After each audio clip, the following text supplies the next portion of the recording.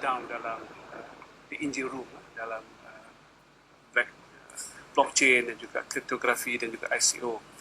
Bagi saya bukanlah seorang yang sehebat kedua-dua rakan ini, sebab saya hanyalah seorang ahli syariah dan juga melihat isu-isu bagaimana untuk dilestarikan syariah dengan digital currency. Sebab digital currency merupakan satu fenomena yang akan berlaku. Sama ada kita nak ke tak nak pun, blockchain satu proses untuk pengukuhan security. Dalam bahasa kita di masyarakat kampung, kita ada buku 3x5 kan, kita hutang, kita catat hutang, ada risiko penipuan. Kita bertukar 10%, tukar 20% sebab ada penjual atau pembeli. Tapi kita bayangkan kalau buku hutang ini didistributkan kepada ramai orang, buku yang sama disalin ada 10 orang, 20 orang, tak mungkin kita dapat tukar dia punya jumlah. Itulah blockchain ini sebenarnya. As simple as that. Yang mana kita tak boleh satu proses pembindaan tanpa shared ledger, disputed ledger dan sebagainya. Isunya adalah diwawarkan sebagai mata wang. Sedangkan tujuannya bukan sekadar mata wang. Tujuannya adalah berbentuk alat pertukaran, dan yang kedua sebagai alat remittance.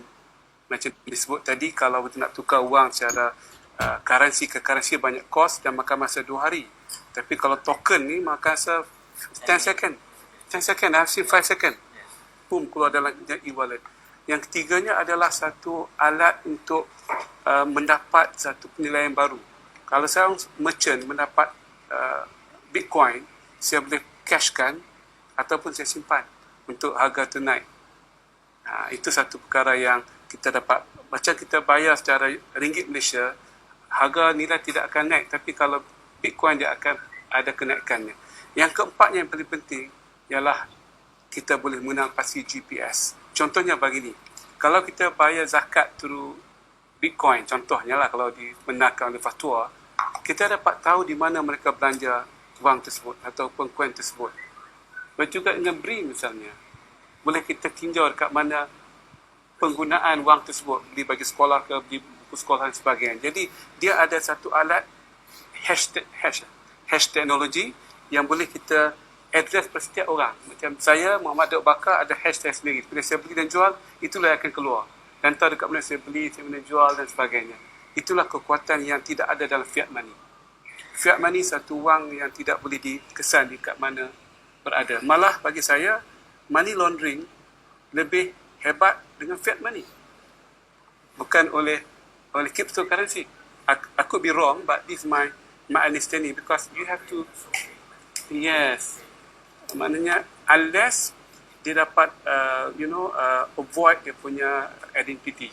Dan sebab itu saya melihat juga, terima kasih Fendi, banyak cryptocurrency punya software sudah ada one of the feature KYC. Mana you have to pass that first. You cannot. Bitcoin belum ada lagi. Bitcoin tak ada lagi kan? Bitcoin tak ada. Tapi banyak lagi yang lain I have seen dia punya checklist, we have to pass KYC.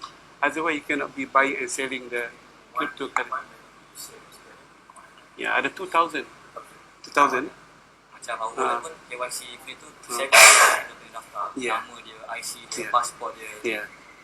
Jadi sebagai kita yang baru ni, dia orang ni agak advance, jadi we cannot be following dia, they're too fast to advance. Nasihat saya, kita buat e-wallet sendiri.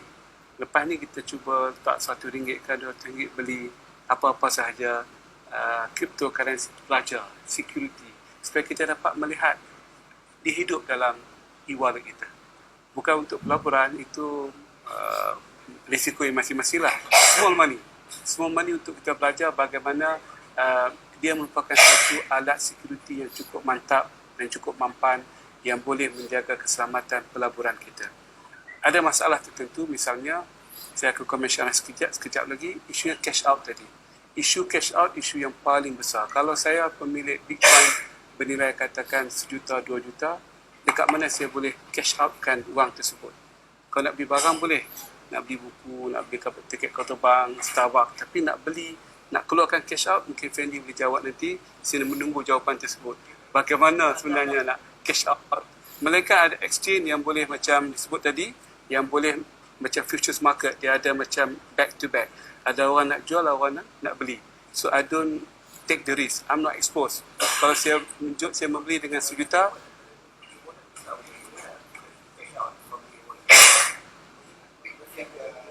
e-wallet token to token saja. Ya. Tak boleh. Yang macam yang macam kita develop tu cash out, tapi dia kena ikut rules negara masing-masing. So nilai tu kita hanya boleh letak macam inilah macam konsep kita ada macam kita keluarkan NFCs kan. Value tu ada dalam tu, tapi dia ada limit, dia ada limit, tapi dia telah di-convert satu Bitcoin ikut value masing-masing. Dia tak indirectly cash out sebenarnya. Dia kena akan ikut dollar or something plus. Ikut pada negara yang kita nak Bitcoin cash out. Wallet tu misalnya our wallet, kalau setengah-setengah wallet dia ada function iaitu dekat negara mana, macam Luno dekat Malaysia, tapi Luno pun dia tak directly cash out sebenarnya. Dia hanya transfer value by your crypto dan dia akan letak dekat dia punya bank account. Dia tak directly, dia akan still hantar dekat bank account commission. Jadi boleh dikatakan betul juga lah tu, memang tak ada directly cash out sebenarnya. Jadi itu mungkin limitationnya lah. Melainkan kalau masa hadapan macam Japan telah menganggap Bitcoin sebagai legal tender dan mungkin Dubai, tapi ada bendera Dubai, bukan lagi cryptocurrency berbentuk global atau borderless, satu currency tempatan yang kita rasakan itu satu benda yang baik kalau Malaysia atau negara yang ingin mengadaptasikan cryptocurrency, mereka boleh menjadikan sebagai mata wang tempatan. Sebuah macam bank di Japan, dia boleh cash out. Tapi di Japan saja. Still localized lah. Kalau saya boleh bawa semua ATM ke Malaysia, memang saya akan jadi billionaire lah. Sebab InsyaAllah, ada ekosistem tu kat sini. Okey. Tapi dari segi syariah, saya ulas dengan ringkas sebab saya dah ulas banyak dalam Facebook saya. Ulama yang ada pada hari ini mengatakan haram kerana ia merupakan satu horor, ketidaktentuan. Tetapi bagi saya dengan hormat, mereka salah faham perbezaan antara gharar, ketidaktentuan dengan risiko, khatar ataupun risk. Dalam syariah, risk merupakan kehidupan biasa yang kita perlu ambil risiko. Beli rumah pun ada risiko, beli saham pun ada risiko, beli emas pun ada risiko. Malah apa sahaja fitrah Allah Subhanahu Wa Taala ada risikonya. Tetapi dia rasa ada risiko, ada naik 11,000, 12,000 going back to 10,000, ada risiko yang besar.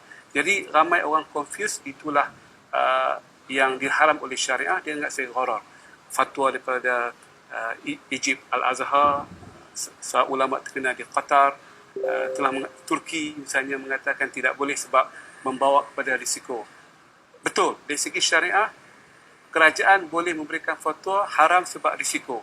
Tapi dari segi syariah yang pengajiannya tidak boleh. Tidak ada boleh mengatakan haram sebabkan risiko. Tapi disebabkan gharar, uncertainty, nak beli apa tak pasti. Mata wang digital adalah satu mata wang yang diciptakan, kalau nama mata wang, dan atas dasar trust, kepercayaan. Itu Rashdan sebut tadi, iaitu peer-to-peer. Malah fiat money pun is trust. Fiat money pun is trust. Pernah berlaku dalam sejarah dunia, orang tak percaya mata wang Amerika Syarikat. Dan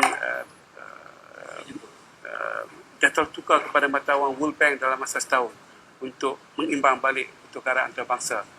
Amerika Syarikat pun hilang kepercayaan. Adakah itu menyebabkan US dollar bukan mata wang? Tak semestinya. Malah pernah berlaku perang, malah negara yang diboykot misalnya, mata wang telah jatuh. Dia tidak mengambil sifat kematawangan dalam wang tersebut.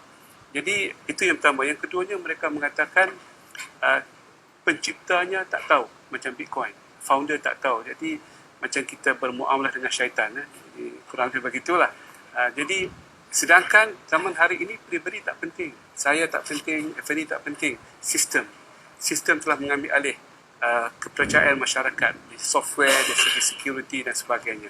Yang ketiganya, saya rasa mungkin pandangan saya, mereka mengatakan Bitcoin ini satu perkara yang baru, yang tidak bersandarkan kepada emas. Ada juga penyokong-penyokong dengan hormat juga yang mengatakan wang kena berdasarkan kepada emas. Bagi saya, kalau kita wajibkan mata wang berdasarkan emas, akan berlaku perang dunia ketiga. Sebab kita nak keluarkan emas, kena ada rollback. Dan di Malaysia, emas kita reserve negligible. Dan banyak negara yang reserve emas adalah yang tak ada langsung. Yang paling tinggi di Amerika Syarikat. Yang keduanya, saya tak sebutkan negara. Cuba kaji. Mereka sudah stockpile emasnya sejak berdulu lagi. Jadi, Alhamdulillah syariah tidak mewajibkan mata wang diasaskan kepada mana-mana aset pendasar dengan hikmah Allah Subhanahu Wa Taala. Biar masyarakat yang tentukan mata wang mana yang sesuai dengan sesuai kerang, kulit binatang, emas atau logam atau apa sahaja yang dianggap sebagai boleh memudahcarakan penjualan barang dan belian. Jadi pada saya cryptocurrency ada potensi untuk diharuskan dan kita harap kepada pihak berkuasa di Malaysia membuat kajian yang lebih mendalam untuk menyelesaikan masalah bukan Bitcoin, cryptocurrency, digital currency dalam isu-isu melibatkan money laundering, melibatkan kepercayaan dan melibatkan siqah. Kita remember Quran dengan sunnah tadi ada siqah. Bila ada kepercayaan kepada sanad itu, kepada riwayat tersebut, dia akan dipegang oleh masyarakat. Ya, saya rasa cukup sekadar itu. Kalau ada soalan yang susah, Fendi akan jawab. Saya dan juga Rashidan. Terima kasih. Terima kasih Datuk di atas undangan pada petang ini.